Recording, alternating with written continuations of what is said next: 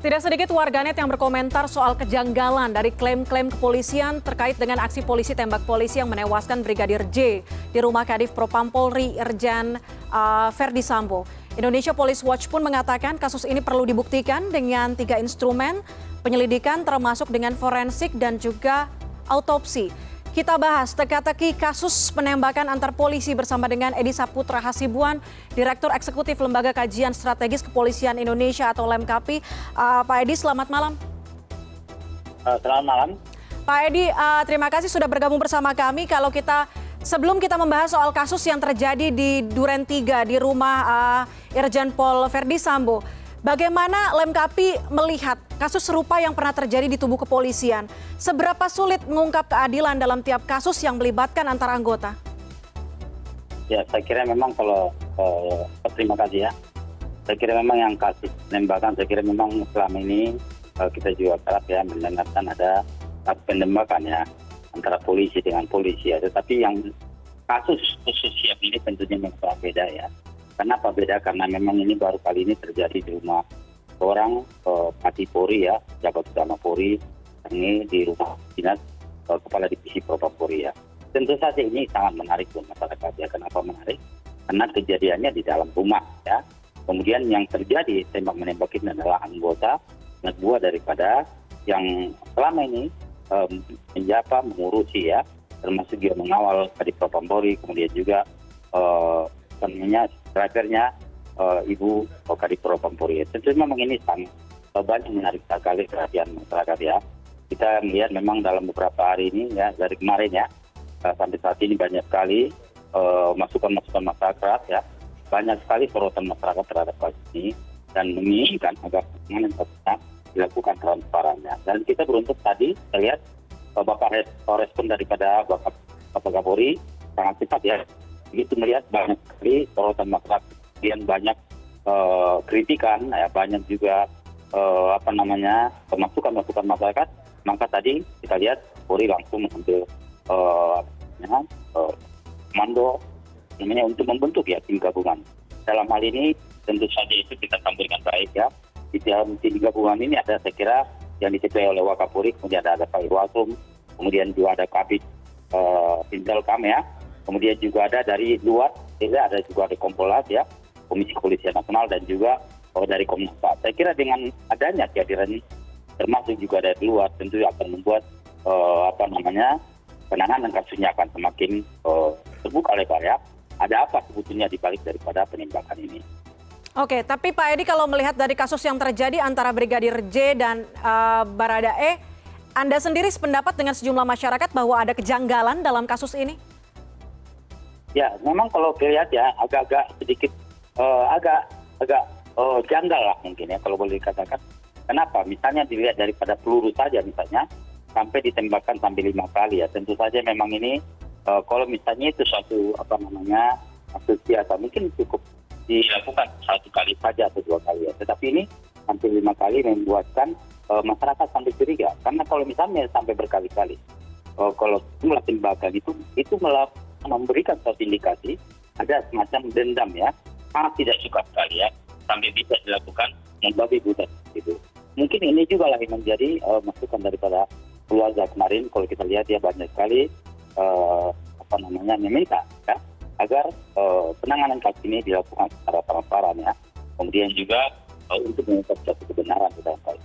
Dan saya yakin dengan adanya perangkat tadi yang cukup besar ya, termasuk juga dari luar, dari Komnas HAM, kemudian juga dari Komisi Kepolisian Nasional ya, tambah dengan diketuai oleh Kapolri, dan juga ada Irwasum, kemudian ada Kabid juga ya.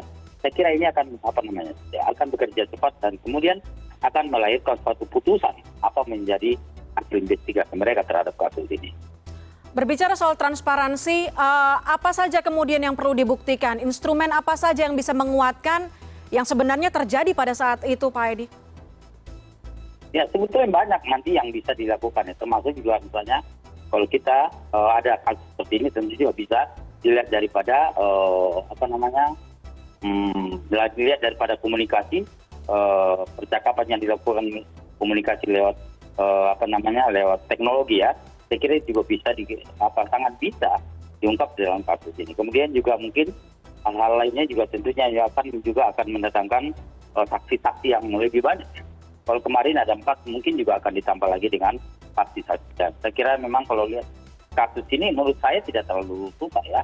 Yang penting adalah ada kemauan, ada respon yang cepat ditangani dalam kasus ini, dan tentu saja ini melihat jumlah personel yang dalam tim yang dibentuk oleh Kapolri ini insya Allah akan menghasilkan yang Oke.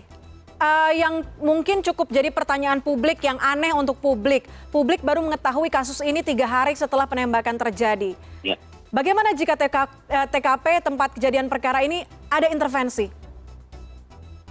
Ya, mudah-mudahan tidak ya. Tapi makanya dengan adanya personel yang cukup, yang orang-orang penting di sini ya. Saya kira tadi ada juga Wakapolri ya, di Ketua Hingga akan ada misalnya hal-hal yang dilewati ya.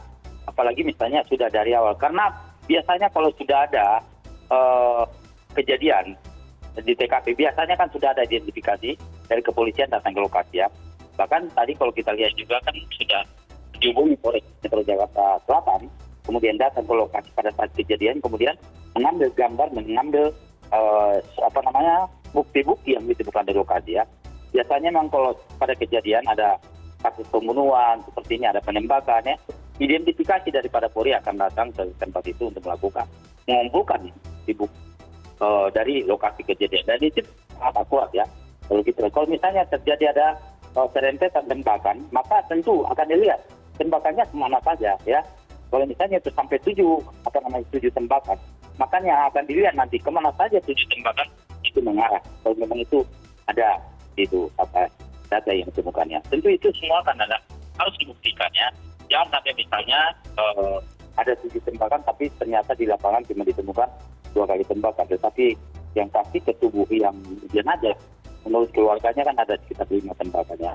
Dan saya kira masukan dari keluarga yang tadinya menemukan ada hal-hal yang janggal dalam hal, saya kira mudah-mudahan akan cepat terungkap ya.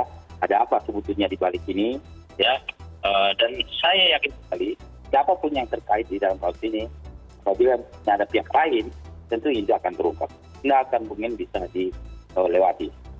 Oke, Pak Edi, jika Anda terdengar apresiasi terhadap tindakan Kapolri yang membentuk tim gabungan pencari fakta untuk kasus ini, ya. Artinya TGPF ini cukup bisa diandalkan, apakah bisa profesional, transparan, objektif?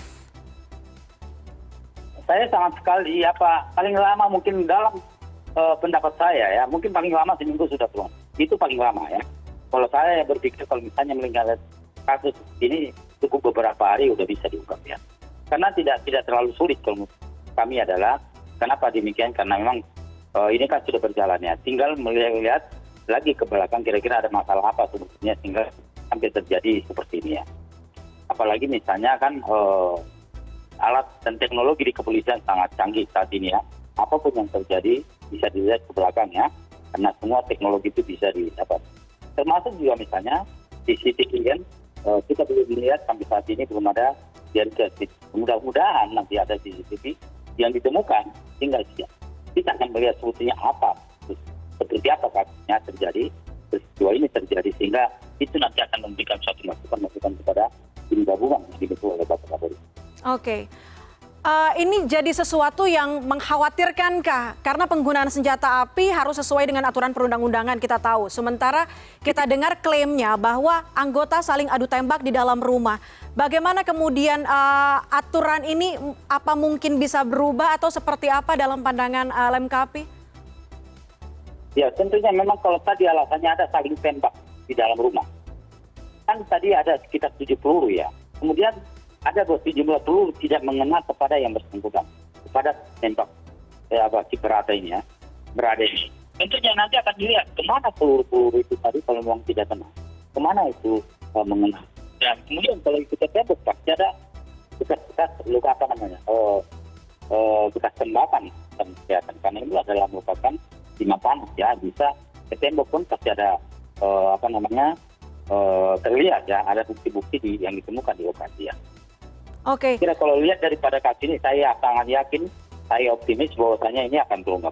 Percayalah, namanya kejahatan tidak ada yang sempurna, apapun juga yang dilakukan, jika memang sudah dilacak ya, kita lakukan. Pak Edi, terakhir bagaimana kemudian melihat warganet masyarakat Indonesia banyak yang berkomentar menimbulkan sentimen yang cukup negatif di tubuh kepolisian dengan adanya kasus ini. Apa yang harus dipahami masyarakat mengenai kasus ini supaya tidak nantinya jadi bola liar untuk masyarakat dan juga kepolisian? Ya, saya kira kita harus juga menyampaikan terima kasih kepada masukan-masukan yang disampaikan oleh masyarakat ya, karena ini semua adalah merupakan bukti masyarakat cinta terhadap kepolisian ya, cinta terhadap institusi kepolisian. Maka segala sesuatu yang dilakukan oleh kepolisian, masyarakat menginginkan semua dalam transparannya. Ini jangan sampai terjadi orang yang benar jadi salah, yang salah jadi benar ya. Saya kira betul dicari ya. Dan sehingga apa yang menjadi masukan-masukan masyarakat tadi, kritikan. Nah, apalagi kalau kita tahu bahwa Kapolri ini kan memang orang yang tidak anti kritik ya. Begitu mendengarkan apa yang menjadi masukan masyarakat, banyak sekali masukan masyarakat, sorotan masyarakat dalam 2 hari ini ya, langsung direspon Kapolri dan kemudian langsung membentuk tim gabungan ya. Karena memang dalam hari ini saya lihat banyak sekali masukan-masukan dari masyarakat, termasuk juga meminta adanya tim khusus gabungan ya, kemudian yang melibatkan orang luar. Dan hari ini, sore ini saya lihat Kapolri sudah langsung merespon apa yang menjadi masukan masyarakat. Baik, kita harapkan juga tadi TGPF tim gabungan pencari fakta bisa bergerak cepat. Kalau Pak Edi tadi bilang mungkin 1 minggu, kita harapkan 1 minggu kita bisa mendapatkan penjelasan atau fakta dari kasus ini. Berharap ada keadilan untuk kedua belah pihak. Pak Edi Saputra Hasibuan, terima kasih banyak sudah bergabung bersama kami di CNN Indonesia Connected. Selamat malam. Selamat malam.